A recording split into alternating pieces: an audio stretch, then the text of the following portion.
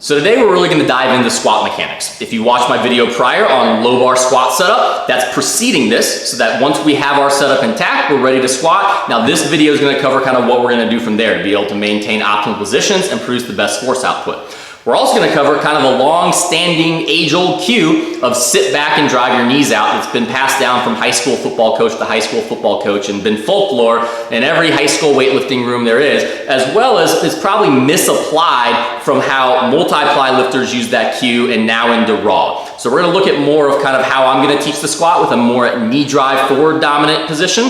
As well as describe why we should be doing that and why sitting back and really driving your knees out and using what you think is the stronger muscles in your posterior chain is probably going to lead to issues in most of your squats. One of the big understandings we need to have is the difference between a raw squat and a multiply squat, because unfortunately, I mean, there's so much information that continues to be passed down from multiply lifting 10, 20 years ago and still applied today to raw lifting that is just not the same. I can't talk to the aspect of equip lifting. That is not my forte, but I have enough of an understanding to realize what that suit and that equipment is doing in the squat and how that's changing the mechanics of the lift when it comes to how tensions distribute on the muscles. It's very different, because what we need to think about is where that suit helps us and where we are having to use more of what I consider our raw strength to finish the lift. Where within a raw squat, there's nothing aiding us. Even if you're using your extra small knee sleeves, you're really not getting as much as you probably think out of those. So we have to use the proper musculature to be the dominant movers in certain parts of the squat. So when we're looking at the squat in sense of a raw squat, we have kind of two portions of the lift when we're looking at primary movers. When we are at the bottom, we are below depth. The primary movers out of this position from here to about here are the quadriceps for knee extension and the adductors for hip extension. And that's where, when we get into the sit back, knees out, posterior chain dominant squat, we're really missing the boat when it comes to understanding the mechanics within a raw squat and what we're really trying to load to be our primary movers. Because from here to here is quads and adductors. From here to here, we then get a lot more into our posterior chain, our hamstrings, low back, and glutes, primarily our glutes.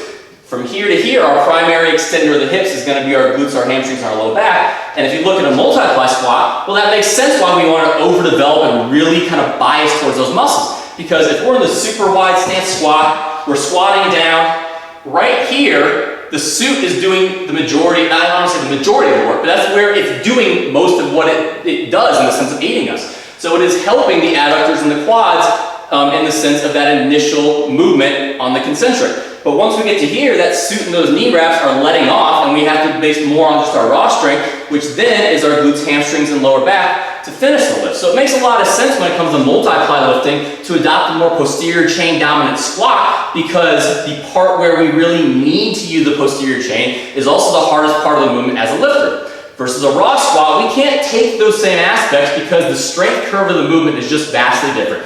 We really need to understand how important the quads and the adductors are within the movement. The other argument is people say our posterior chain is stronger, so we want to use that, which at a base level thought process, that makes sense. But again, if we're really looking at the squat and breaking it down, we start to realize two things. One, maybe the posterior chain's stronger, but isn't all the muscles together working together stronger? Like if we get the adductors and quads where they are strongest, which is the bottom of the movement in the sense of their function, they're stronger there than the posterior chain. The glutes, the hamstrings, and the low back are not great hip extensors when it comes to that first part of the movement. They're very weak in that movement because of the mechanical tension, the leverage that they're put in. The adductors and the quads are much better at doing that. So in sense, the posterior chain isn't stronger. The quads and the adductors are for the first half of the movement. For the second half of the movement, that posterior chain is stronger. So we need to understand what we're trying to do with all the muscles within a squat to produce the most efficient squat form, not trying to bias to just one musculature because we think it's stronger than the other ones. Something we'll get to later in this video is I downloaded videos of the 8 record squats from the 165 class to the super heavyweight class, the 8 world record holders, so we can kind of look at their technique. There's a couple things you'll see. One, the majority of them are in a more knee drive dominant squat position versus this wide stance hip back squat position. Two, they have ginormous quads. If you look back, and this is just analytical and thinking of just looking at the grand scheme of things, if you look back at most multiply lifters, they didn't have giant quads, and there's a reason for that, because the suit is aiding the quads and the adductors in that bottom portion, and they're trying to overdevelop their posterior chain because that's what they need. They weren't known for having giant quads per se, where nowadays, you look at a lot of these raw squatters, they have enormous quads. So I'm gonna argue to the end that the primary mover and the most important muscle in all the squat is our quadriceps. So if they are, we need to use them. In raw squatters, we're going to pretty consistently see the same issues arising from people who tend to really cue hips back. I'll kind of cover the wide stance, drive the knees out aspect too, but more kind of thinking sit back and kind of what that's leading to. Because even some people who aren't necessarily cueing sit back still start to do that. And so we're going to look at what the issues arise from that, and then later in this video, we're really going to dive into kind of what we should do instead to be able to maintain proper position. So looking at that sit back cue, that does a couple things right off the bat. One, if we sit back and we don't counterbalance with the knees, we then shift back onto the heels. Rather than diving deep into the thought of what's going to happen if we get back onto our heels, I have a whole video when it comes to foot rooting and midfoot and what's going to happen when we're biasing. But if we're getting back on our heels, we're going to have to pay for it at some point at the bottom of the squat, which I'm going to show. The second thing is, if someone can show me an example, I'd be happy to say I'm wrong, but I don't see anyone who thinks sit back or hips back first maintaining a neutral pelvic position. It always leads to some form of anterior roll with the pelvis and then lumbar extension and then this chest up position, because they immediately have to kind of shoot their hips back. Their chest doesn't follow, because if their chest does follow, they're going to end up falling in this good morning pattern. So they kind of have to fight that counterbalance, that pattern, by keeping that chest up so the bar doesn't get too far over their midfoot. So the second thing that's going to happen is if we are shoving into an anterior tilt, we're back on our heels, we're going to be good for a bit, but eventually the body's going to realize we can't maintain this position. We're either going to fall back or we're just not going to be able to be efficient in the bottom. So every single time what you see is you see the person have to shift forward at the bottom. And that's it overdoes it because we can't stop that momentum. Once that roll forward happens just from natural center of gravity movement, we can't stop ourselves on our center of gravity. We go past our center of gravity, we get too forward on our toes, and then we shoot our hips back, and then we get into this good morning squat. The exaggeration of it is hips back, we shift forward, we shift back, then we have to shift forward again to get into the squat. And you'll see so many levels of this within people who use the sit back cue. Some will be less pronounced, some will be more pronounced. This is kind of what I call rock and wave pattern as they go down, where they keep shifting back and forth over their center of gravity and never actually find that midline to go down in their squat. When it comes to driving your knees out and not thinking just driving the knees forward, what we're ignoring there, again, is that our adductors are one of the primary movers of our squat. And the adductors not only extend the hip, but they internally rotate the femur. So we're constantly driving into abduction and external rotation, and once our adductors have to work, they're gonna have to pull back in. So if we are super wide and we're driving those knees out to go squat, at the bottom portion, when the adductors are our main hip extensor, they're going to want to pull the knees in. So you'll see a lot of people have this squat where they drive the knees out, the knees come in, and then once the glutes become the main mover of hip extension, they drive back out and come up. So you see this very wave pattern of knees in and knees out, and that's just going right with the strength curve of what muscles are having to do the work at certain portions of the lift. So if you were kind of like, Steve, I don't know if the adductors are really the hip extensors and the glutes are really the hip extensors. Well, look at anyone squat who drives their knees out. They internally rotate at the bottom, and then they externally rotate towards the middle because they're changing the primary mover of hip extension within the concentric portion of their squat. The last thing I'll cover before then getting into what I believe you should do is the fallacy that driving your knees forward is going to cause knee pain, or if you have knee pain, you need to stop driving your knees forward. You need to sit back more and keep your shin vertical and then go into a flat-soled shoe. The fact of the matter is this is just incorrect. I'm gonna be very diligent on that one, and that comes from years of experience of being the one not doing it right. I was the one trying to sit back more. I was the one going in flats. I was doing everything, even though I almost knew better, because it caused less pain in the short term, but it never fixed it in the long term. And the reason why is we have to understand, again, what are the muscles doing within the squat? It's not just as easy as, oh, I sit back and my knees stop hurting. You'll get an initial relief from that by trying to not drive your knees forward, because you actually are limiting your knee flexion. It's the same thing as if you squatted in your normal pattern and you just cut the squat high. But now you're trying to kind of manipulate your movement to still find a way to hit depth, but limit your knee flexion. So at first that kind of reduces your pain. But eventually what happens is it's gonna come back, and it's gonna come back worse. And the reason why is you have to understand what the hamstring is doing within the squat. The hamstring is an antagonist to the quad. The hamstring is, in a sense, fighting the quad, because we're having, even though the hamstring's helping to extend the hip and control the pelvis, if the hamstring's tensed and engaged, it's also trying to flex the knee, while our quad's trying to extend the knee. So they're fighting back and forth. And if we have the right balance of that, it can be a great thing in helping to stabilize the knee and help it work correctly. If we don't have the right balance, we're gonna really lead to some issues, because while cutting that range of motion at first might give you some relief, eventually, if you are biasing and over tensioning on those hamstrings, you're gonna continue to develop the hamstrings. Then the hamstrings pull even more, and they pull the knee even more into flexion and fight against the quad to extension. So even though you're thinking, oh, I have 500 pounds on my back now, I had 500 pounds on my back before, the quads are doing the same amount of work, they aren't. Because now we have to account for the hamstring is now fighting against the quad more, so there's now more force fighting against that quadricep to extend. And so it actually eventually causes more issues. I think Quinn Hinnock, what kind of finally got me out of knee pain, and I've never had any since, was when I worked with Quinn Hinnock, who's a world-renowned physical therapist for sports medicine. And even though I knew I should drive my knees forward, there was just this constant fear of it. I always thought if I drive my knees forward, it's gonna hurt. And he forced me to. We had to start from a very low baseline to build that up, but he forced me to say, we have to drive our knees forward, sitting back isn't gonna help. And eventually after that, after 3 years of chronic knee pain to the point that, I had a horn on the top of my kneecap because of how swollen that tendon was, to the point now I've had 2.5, 3 years now of absolutely zero knee flare-ups ever. And I am driving my knees forward more than I ever have. And it's because now I'm actually letting the quads do their job, and I'm not having the hamstring fight against the quad, adding more load than what we see on the bar and forcing the quad to do extra work.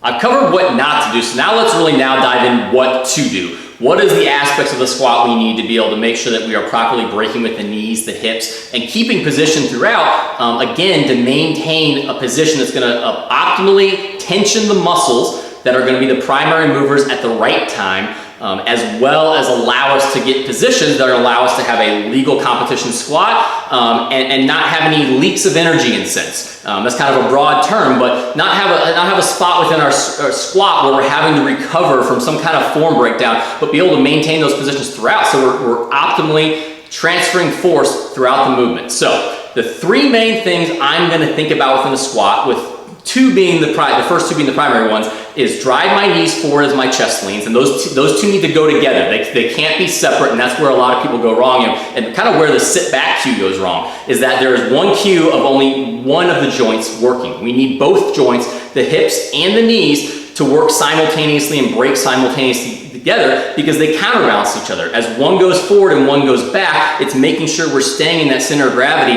and not shifting one way or the other. So we need them working together. And then the third cue is dropping the tailbone behind the heels. And I'll kind of explain what that means. I don't always use that one, but it helps to kind of give people who need some kind of directional cue of understanding what their pelvis and their hips should do. Sometimes it helps to kind of give context of kind of the position they should be in. So first off, we need to look at why chest lean and drive the knees forward. So drive the knees forward is fairly simple. We need to flex the knee as we squat. It has to happen. We need to drive the knees forward to load the quads and the adductors, and then to counter that, we need to counterbalance with our hips moving. I don't like the aspect of hips back or sit back, because we have to understand that through our torso can find disconnect. It's not one solid joint that stays together. If we just sit back and drive the knees forward and we don't cue something with our rib cage to happen, most people end up in this interiorly rotated and extended position of the low back. So I like the idea of letting the chest lean instead. And the reason why is because if we lean the chest and we maintain our midfoot,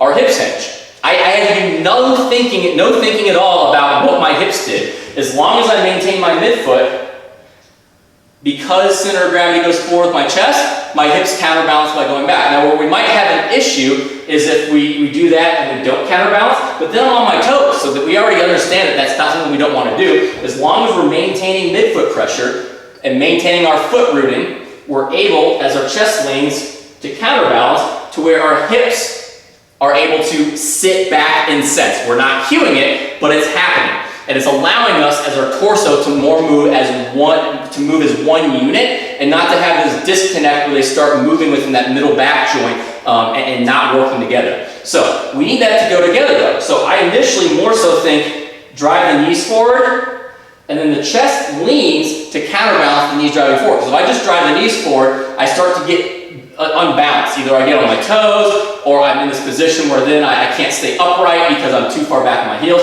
So the chest lean is really to counterbalance the knees driving forward as we go down.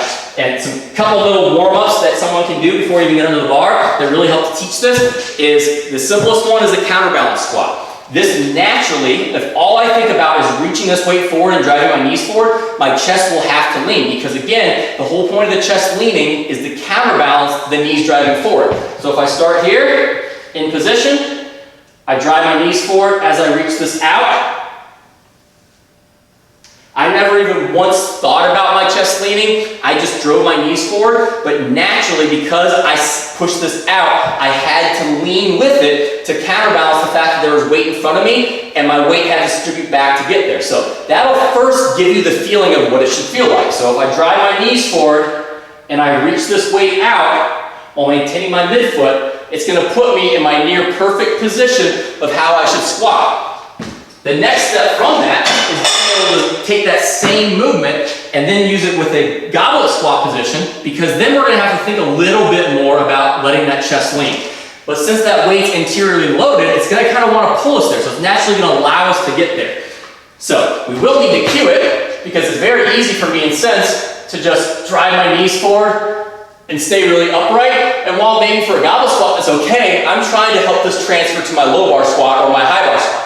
So I need a little bit of a lean. So I'm gonna kind of allow this to pull me as I drive my knees forward. So I have a little bit of a chest lean and then coming back up. So applying this to our actual squat, one of the biggest things I preach is that if we can get the first half of the descent correct, everything else falls in line. We have to understand, we are loading our eccentric to produce the concentric. So a lot of times people think, oh, I'm messing up on my concentric, I'm internally rotating, I need to do something while I'm coming up. You don't need to do something while you're coming up. You need to change what you're doing while you're going down because you improperly loaded the musculature to where now it has to compensate as you're coming up. So everything you're doing going down is just loading tension to spring back up. If I was to take this band and I was to pull it straight down, I would expect it, as I'm loading it, I would expect it to then come straight up. If instead I'm loading the band and pulling it back, I can't expect it to come straight up. It's going to come back forward. It's going to have to compensate. And usually what's going to happen if you watch, so if I do this and I let it go straight up. If I sit back, watch what happens. It doesn't go back to my hand. It goes the opposite way. It's going to have to counter too much the other way. So when we're loading that eccentric, we are, in a sense, loading that rubber band to then fire straight back up. If we don't load it in that vertical pattern, it's going to fire in some weird direction. And that's not only front to back, that's also in regards to where our knees are traveling and what they're going to do. So when I'm talking about that first half of the squat, what I mean is when we break with the knees and the chest leaning, if I can get to this position right here, I call it guarding someone in basketball. From here, everything is pretty easy. All we really have to do from there with most people is just drop straight down. We did most of the work up top. So a lot of times, I will teach a slow break technique, meaning even if you're not, in a sense, trying to do a tempo squat, we're still going to maintain some type of control at the top and then maybe accelerate down. And understand, tempo and control is the same word. Tempo gets used in the sense of, oh, I have to do it for a 3-second descent. Tempo and control go hand in hand. Just because you aren't doing a tempo squat doesn't mean you don't control your squat. You just control it with maybe a slightly faster descent. So I think a lot of people can benefit from having a little bit of a slower break to make sure they load correctly, because as long as we can get to the kind of this basketball guarding position, from there, it's much easier to then just allow us to sink into that bottom position, continue to load that vertical pattern to then spring back up in the right manner. All right, so let's get into the bar. I'm going to demonstrate here in a tempo style, because I think most people, if you've never used this cue before, it's going to be much better to start within a tempo squat, because it's going to allow you to feel these positions. It's going to allow you to feel that if all you do is drive your knees forward, you notice, I've got to do something because I can't balance here, I've got to lean. And so you can feel your midfoot, you can feel those knees drive forward, you can feel how your chest has to lean down, all at the same time to properly produce this effect back and forth where the hips and the knees are counterbalancing each other, the quads and the hamstrings are antagonistically working against each other, and all aspects are tensioning correctly. So, what this is going to look like on the low bar squat.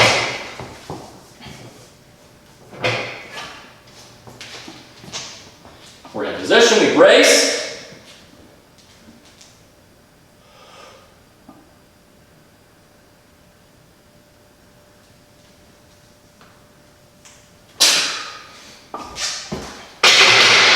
And we squat. You can see there is a very gradual knee break and hip break that was caused by me driving my knees forward and letting my chest lean. It wasn't let my chest lean and then break my knees. It wasn't break my knees, then let my chest lean. It was this very gradual descent. So at all times they were counterbalancing each other so I could maintain that vertical tension up and down, load myself in the proper manner directly over my midfoot so I could drive to that midfoot coming up. A lot of what I think about as I'm doing that is once I kind of nail down, drive my knees forward, let my chest lean, I kind of almost think I'm just doing a leg press. I feel the floor like that's the sled I'm pushing against, and all I'm doing is allowing myself to sink into my midfoot into that sled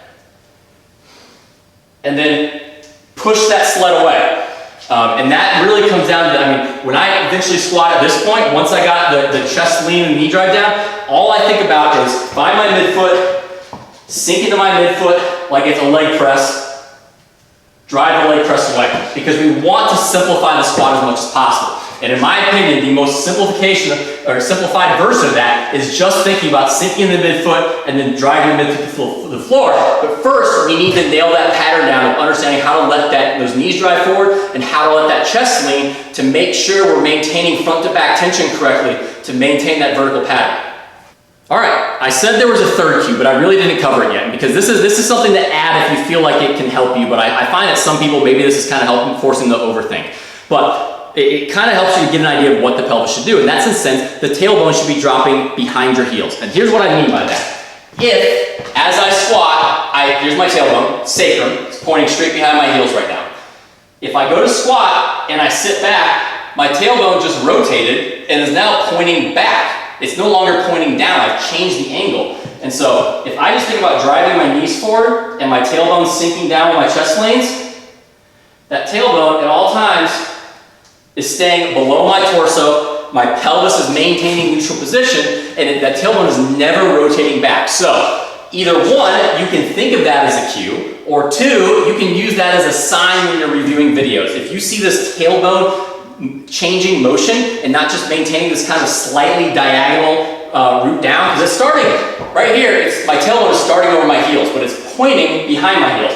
And as long as it maintains, if I get good enough bedding, I can show a line. As long as I can maintain that line throughout, that means I'm maintaining position throughout the squat. So it's a really good way to be able to say, am I maintaining pelvic position, is looking at that tailbone, kind of noticing the angle it's at throughout the squat, and making sure it continues that drive down and stays under you versus wanting to rotate back. So we've looked from the side view, but the other thing we really need to cover that we've talked about is where the knees are tracking to. So I specifically am saying knees drive straight forward, not knees drive out. That's because we want them to stay in between the adductors and the abductors. We don't want to bias one way or the other. We want both of them. Just like I talked about, we want to vertically tension correctly. We want to tension side to side correctly with those adductors and those abductors so they can, again, counterbalance each other so that femur and knee tracks straight, not going back and forth throughout the movement. So how they're going to track is really, for the most part, based on your foot angle. The narrower you are, most likely the more straightforward foot angle you have. The more you go out, the more likely you're probably going to slightly angle out your toes. Again, if you go back and watch my foot rooting video, I kind of give more of a breakdown of kind of how you should angle your feet. But within that, wherever your feet are pointed, for the most part, your knees are going to track with it. The people who drive their knees out, what you're going to see is that now my knee is driving outside of my foot. And what's going to happen is as I get down, it's going to want to rotate inside of my foot. Just like I said with the band, it's going to overcompensate the opposite way. Even if you think, oh, I'm being safe, I just want my knees to make sure they don't go in, so I'm going to drive them out more, you're actually making it worse. They're going to come in more the more you try and force them out, and the more you try and get away from your adductors, because as soon as you come out of that squat, those adductors are going to start to extend the hip, they're going to start to pull into internal rotation, and if you're too far out, they're going to shift you the opposite way. So we more want to think, what is our foot angle, and we just drive our knees straight forward with that. And part of that comes from, again, going back to the foot rooting, if you maintain your big toe, you're probably going to have a hard time driving out. Because as soon as I drive my knees out here, I supinate my foot and my big toe starts coming up. So as long as I maintain big toe contact and maintain my midfoot in the medial aspect, and I just drive my knees forward, it's going to maintain that position between my abductors and my adductors. So the last thing we'll cover before getting into some examples of world-class lifters and also my lifters as well of kind of how we're applying this and what we see is how far should our knees drive forward? So if you're telling me to drive my knees forward, is there a limit to where I shouldn't drive them anymore? And the answer to that is our knees should drive as forward as needed to be able to maintain position and reach competition legal depth. And so that's kind of a broad term, and there isn't a great way to say this is exactly how far I need to go forward, but let me kind of demonstrate what I mean. So I'm a good example of someone who can't squat in flats correctly. The reason being, I have structural damage to my left ankle, and I just don't have as much dorsiflexion. I don't have as much ankle range of motion. We only have so much range of motion at joints. We can't like force more, and if we force more, we then have to compensate elsewhere. So that's what I mean by we drive as forward as we can by maintaining position. So, and I'll do that. So if I squat barefoot, I drive forward, but right there, I can feel that ankle start to give. So, right there, I have maxed out my ability to drive my knees forward. And then also, at this point right here, I have maxed out my ability for hip flexion. My obliques are hitting my thighs.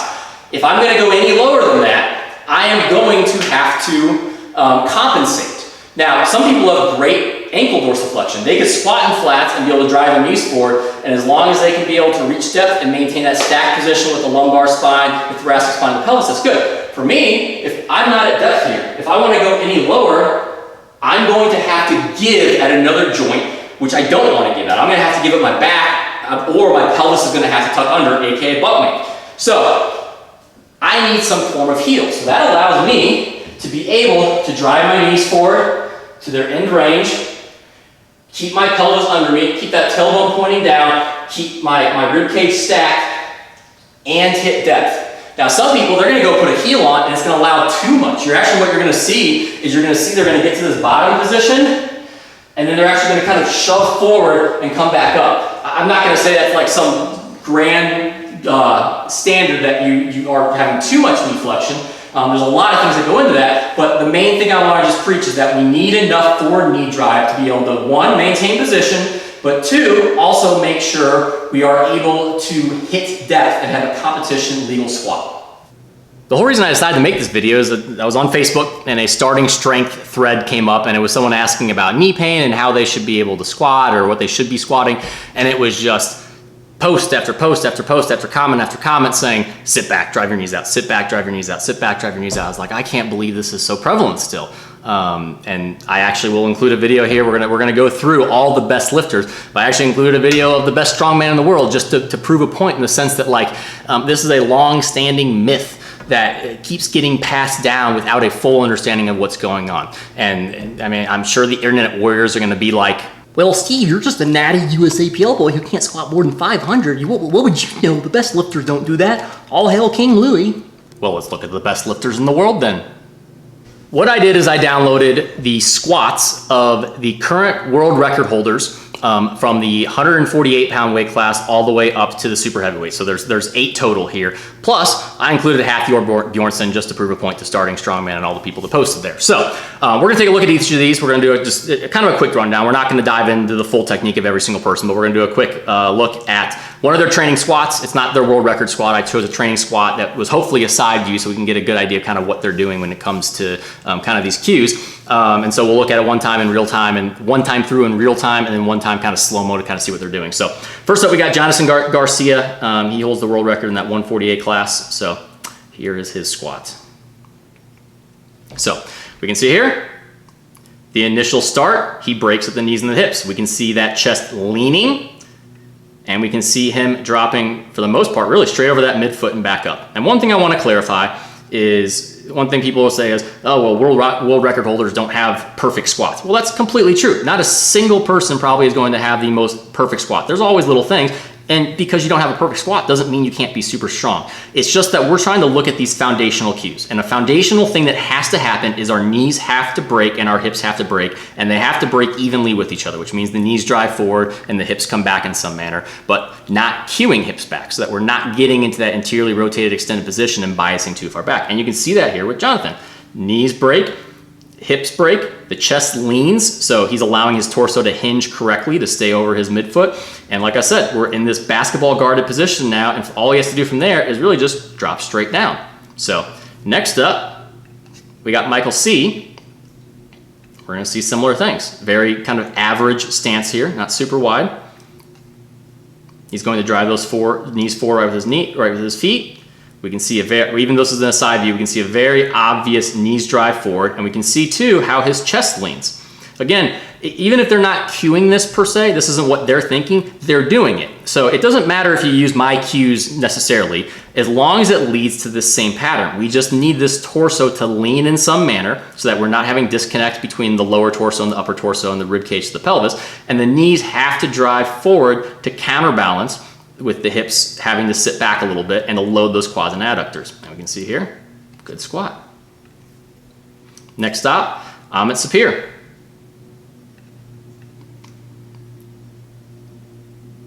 We can see there, he has a very knee drive dominant squat. So he has a little bit of a hinge, but he mainly stays for the most part pretty upright until about right here. But you can see probably he kind of gets a little wobbly back and forth, because if he could break a little more even with the hips and the knees versus this kind of knees then hips, he probably wouldn't have as much rock back and forth. Because as we said, if how you're loading that eccentric is tensioning this in sense vertical band differently, and he's going to get this kind of shoot back because of that. But either way, drives the knees forward, leans with the chest, keeps that tailbone dropping straight down, and squats.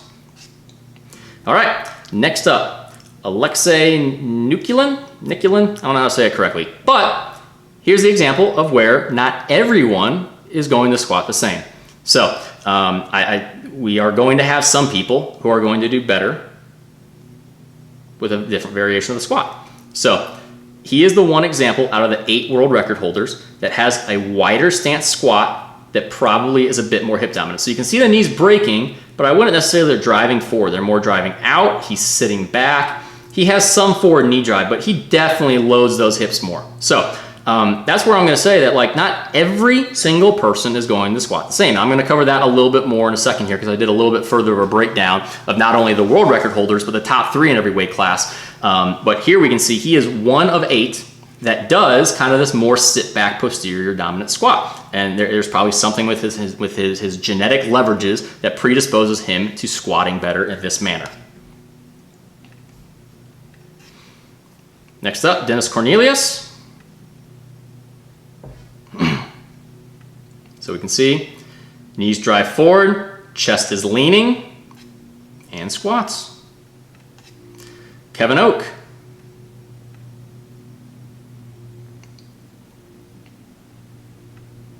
All right. Knees drive forward, chest is leaning. If we could see it from the side, he does a phenomenal job. You'll see that tailbone stays right in line, that pelvis stays very neutral with Kevin. Quads with Rob, it's a front view, but you can easily see with him what's going on.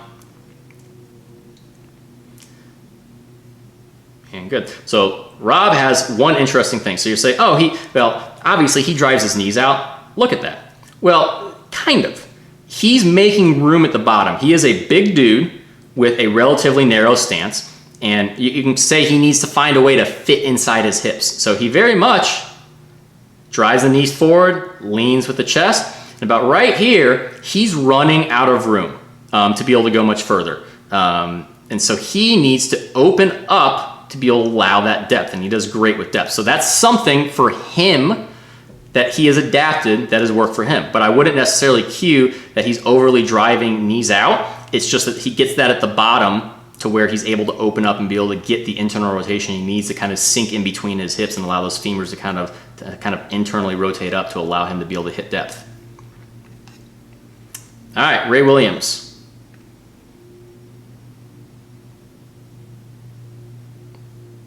All right, so Ray has a very kind of jerky break, and it's distinctly obvious what he's doing.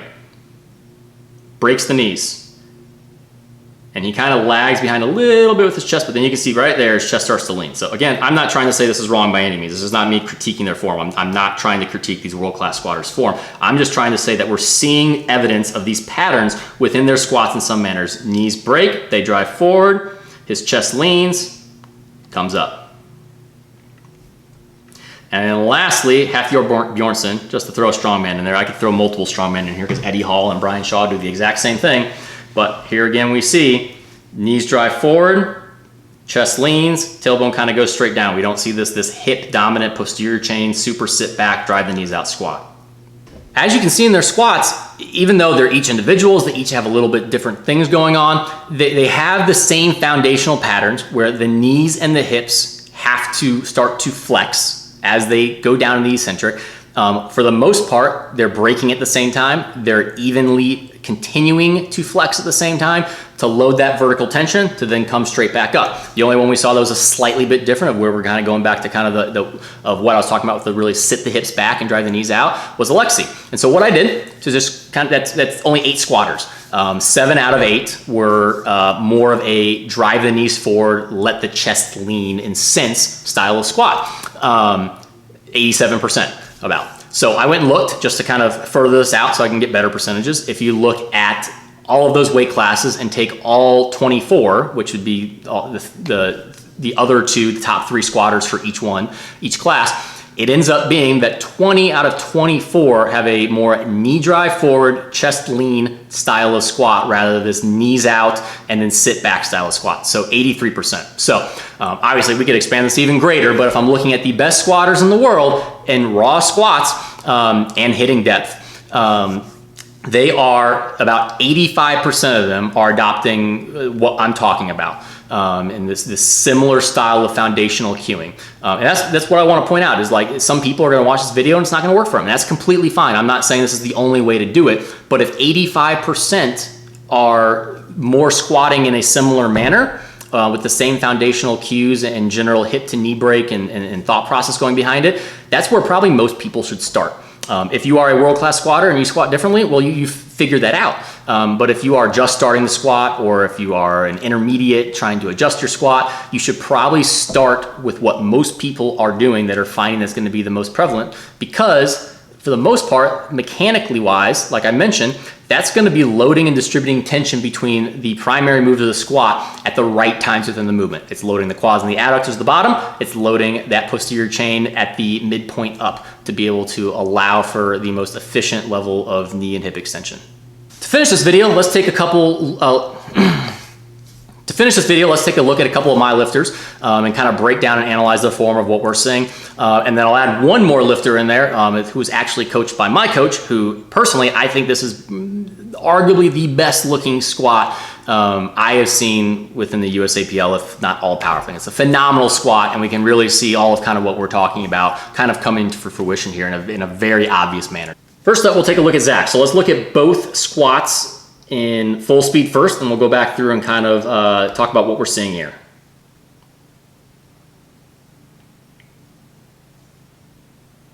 All right, and the second view. Okay, so Zach is a very proficient squatter. So we can see here, At the beginning, neutral brace, that pelvis is under him, rib cage is in line with the rest of his torso. He goes to squat.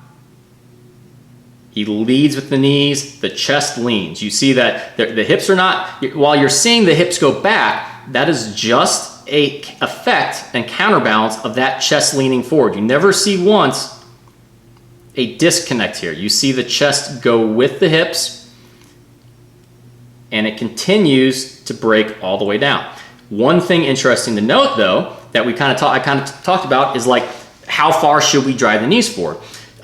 Zach, with these really high heels, actually maybe had a little too much ability to drive his knees forward. So I didn't have a good video for this representation that showed kind of a side view, but we've recently switched him to flats, and his squat looks much better, because you can see here, about right there, he's good, but then he gets a little unstable because he actually can drive them almost too far forward. It allows him to get really, really deep, but he doesn't need that. It's actually kind of getting a little bit unstable because he has too much forward knee travel. So going to flats allowed him to be able to drive his knees forward the appropriate amount, let that chest lean, and be able to get a little bit more of an efficient squat. But still, we can see here, almost a perfectly vertical bar path going down, vertical coming up. And the reason for that is because we're loading the proper muscles as we descend on that eccentric. So same thing we can see on this squat.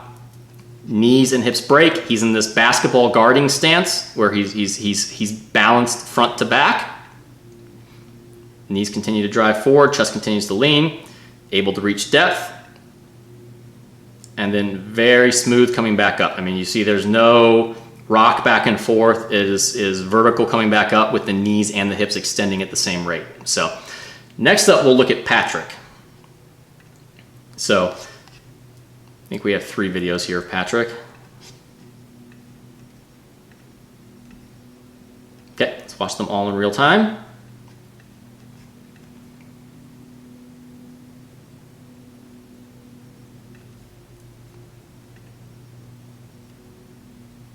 Okay, that was a high bar squat, just to notate that. Here we've got, I believe, was a tempo squat with a pause.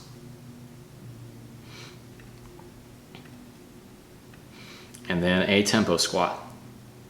So again, what we're looking at here is I'm not critiquing every element of his form. I'm looking for the foundational patterns of what's going to allow him to properly load the muscles we need to. So as we can see here, the knees drive forward, the chest leans, and that tailbone is continuing to stay in that angle that we wanted from the beginning, and that ends dropping right behind his heels. Now, you're going to see in all 3 of these squats, the one issue Patrick has is he tends to shift forward a little bit. And so what you're going to get because of that is this rock back pattern, and then rock forward pattern, and lockout. This goes back to, can we achieve perfection on form? Probably not. He is a phenomenal squatter. By no means does this really affect him too much. We could spend an enormous amount of time trying to fix this, and it's probably just going to take away from his progress at this point. So his squat, for the most part, is extremely efficient. We see the foundational aspects lining up, and if there's slight little deviations here and there, could it be needed to be fixed if it's causing some issue? Possibly, but for him, it's not.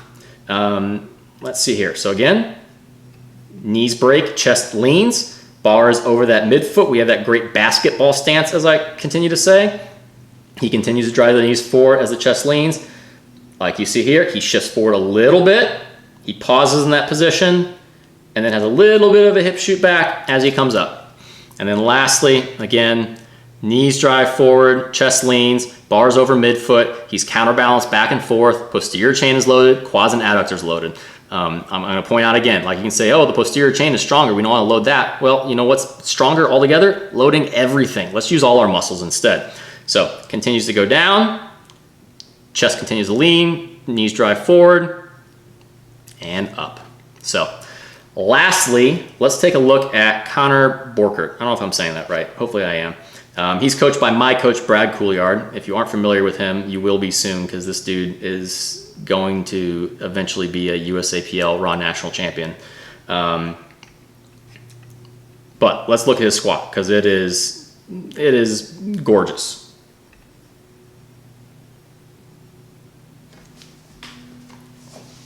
Okay, believe that was a tempo squat. And here was, I think it was 678 pounds here at like a 7 RPE for him at 93 kilos. So let's break down what's happening. So we see here, everything is stacked. Look at that position with his pelvis and his rib cage. I mean, that is about as perfectly neutral as you're gonna get. Since he is a high bar squatter, he starts with knee drive forward, and look at that sacrum and pelvis. That tailbone's pointing straight down. The chest starts to lean. So he does kind of lag behind in the sense of kind of what I was talking about with chest lean, but we still see that. Since he's a high bar squatter, that changes things a little bit because high bar is even going to be more anterior muscle dominant with the quads and the adductors. So he's really trying to load those. The chest starts to lean. Notice this tailbone continues to drop straight down.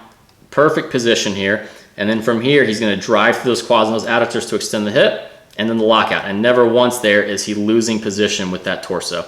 And then we see here as well, same thing. We can actually see here on his normal squat, tempo, he kind of lagged with that chest a little bit, but we can see with his normal squat, there's much more of kind of what we were talking about with the chest and the knees break at the same time. The knees drive forward, that chest leans, that tailbone continues to drop straight down. He gets in position, drives up, locks it out, no problem. So in summary, we've covered today of the aspect of squat technique and kind of the foundational principles of what we're looking for with the knees and the hips and what they have to do within the squat to be able to properly load the muscles we need to. We learned kind of where muscles are strongest and where they're the most dominant in the primary movement of the squat, and why the typical cue of sit back and knees out.